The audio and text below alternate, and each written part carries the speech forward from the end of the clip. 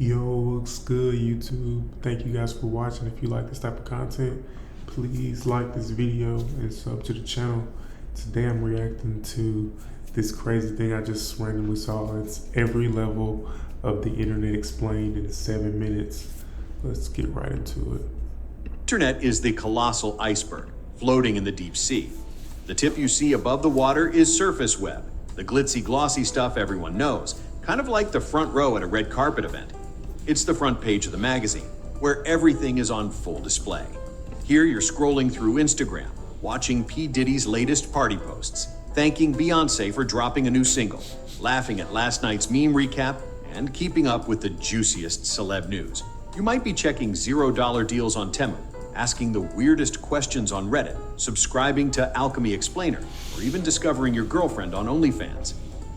The surface web, also called the visible, indexed, or light net, is where we hang out daily. It's packed with familiar sites like YouTube, Facebook, Instagram, Twitter, and Reddit. This visible layer is only the top slice of the iceberg. The deeper you go, the more hidden layers lie beneath, waiting to be explored. Beneath the surface lies the Burgy web, where things start to get a little murky. This layer of the internet is filled with sites that don't show up in your everyday searches, like those sneaky piracy sites where you can binge watch your favorite movies or snag the latest games without paying a dime. If you're in a country like China, where YouTube is blocked, the Burgy web is your gateway to finding that content. It's also home to platforms like Forshan, famous for its wild, anonymous discussions on everything, from pop culture to conspiracy theories. Navigating this world requires a bit more effort. You might need specific software or the exact URL, since these sites aren't part of the standard search landscape. While it's not as shadowy as the deeper corners of the internet, it still exists in a gray area. The deep web is where the game truly changes. This hidden segment of the internet requires a proxy for entry and is home to everything from medical records and research papers to our passwords and banking details. Making up roughly 96% of the internet, the deep web isn't indexed by your everyday search engines. Wow. To explore its depths, you'll need Tor and a bit of tech, as links are often buried in source code and need to be decoded.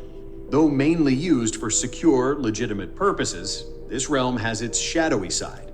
Here, you might encounter banned movies or videos that governments would rather keep out of reach. It's a complex world where the lines between privacy and the questionable blur. The dark web is that secretive corner of the internet everyone talks about, but few really understand.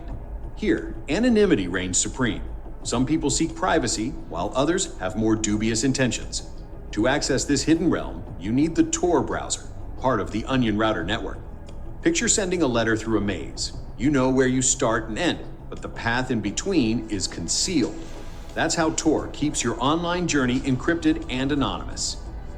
Personal info like credit card numbers and banking logins can be purchased for surprisingly low prices, while fake passports can fetch thousands.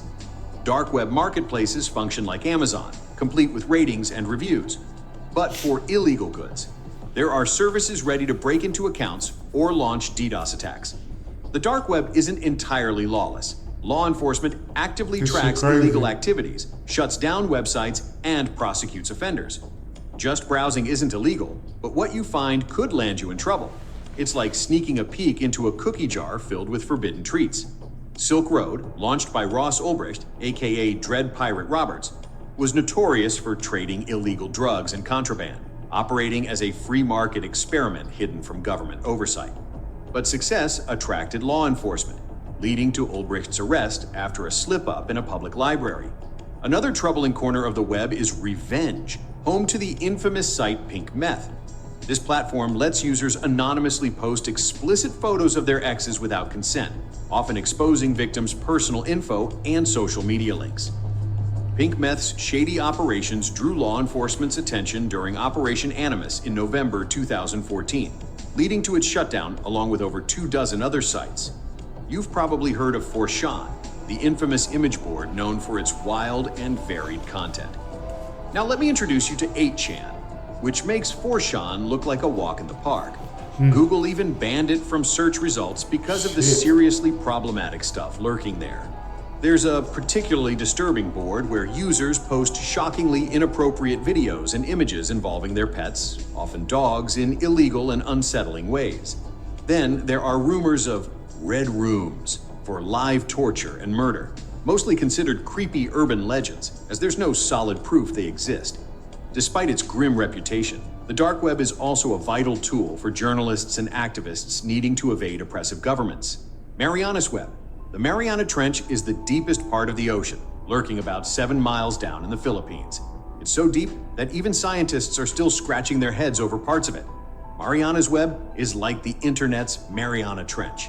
Some folks swear it exists, while others think it's just a myth. Rumor has it this web is a super secret military network, home to the world's most secure data, far beyond the reach of the average internet user. Getting in isn't as easy as a simple click. You'd need a quantum computer to tackle the complex calculations and algorithms involved. There's a lot of buzz about how to get into Marianas Web, but much of it is just smoke and mirrors. Some even claim it holds secrets about the Illuminati, like the notorious Law of 13. The intermediary layer serves as a bridge between Marianas Web and what's often called the fog or virus soup. In this space, users can easily attract unwanted attention from dangerous players, including criminals involved in drug trafficking and human smuggling. It's said that navigating this layer might require the power of quantum computing. The fog or virus soup is a battleground for those brave enough to dive deeper into the internet.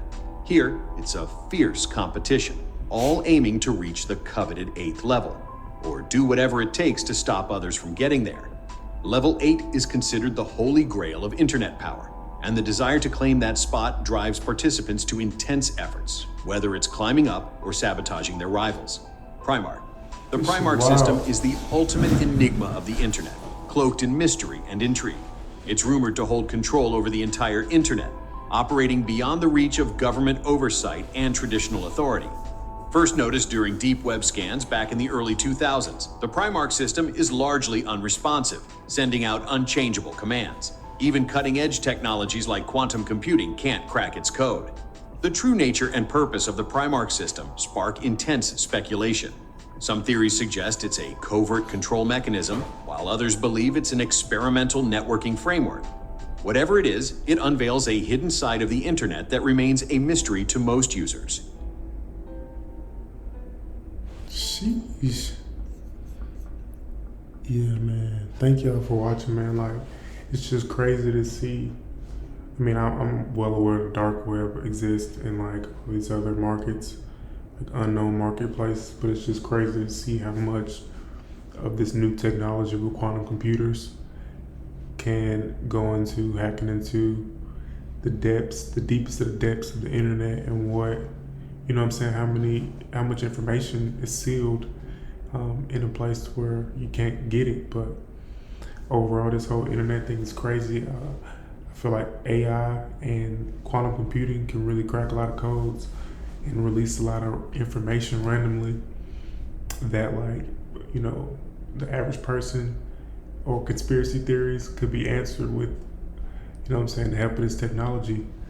But thank you guys for watching, man. What are your thoughts on this? Like, what do you think about the internet being this complex, and yeah, just the capabilities that we could do? See y'all on the next one.